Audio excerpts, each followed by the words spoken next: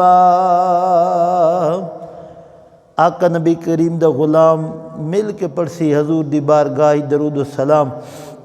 اللہم صلی علی سیدنا و مولانا و مرشدنا محمد و بارک وسلم وصلی علیہ۔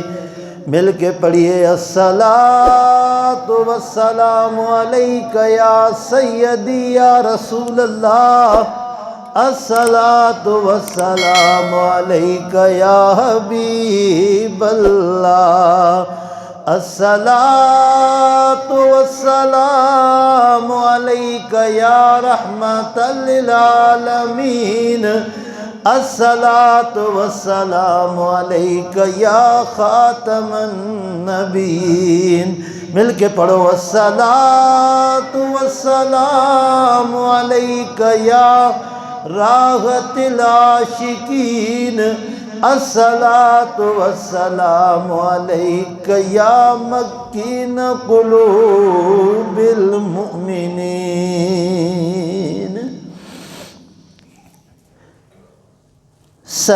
سرکار کی نظروں میں ایسا رتبہ ہے امیر حمزہ کا،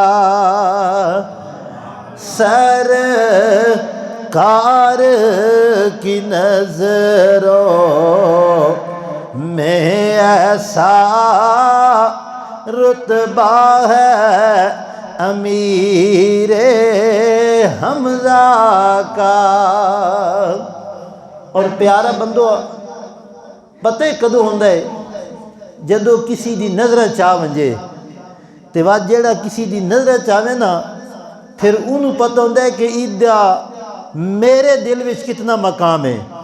تو شاعر نے اس بات دا نقشہ کردے ہویا بات بڑی پیاری کیتی ہے کہ سرکار کی نظروں میں ایسا رتبہ ہے امیر حمزہ کا، دنیا تو کیا ہے جنت میں شہرا ہے امیر حمزہ کا، دنیا تو کیا ہے جنت میں شہرا ہے امیر حمزہ کا، ہے ام نبی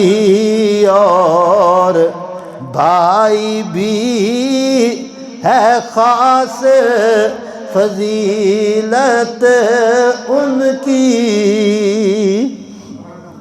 ہے ام نبی بھی بھائی بھی اور خاص فضیلت ہے ان کی، سرکار دو عالم سے دوہرا رشتہ ہے امیر حمزہ کا، سرکار دو عالم سے دوہرا رتبہ ہے امیر حمزہ کا۔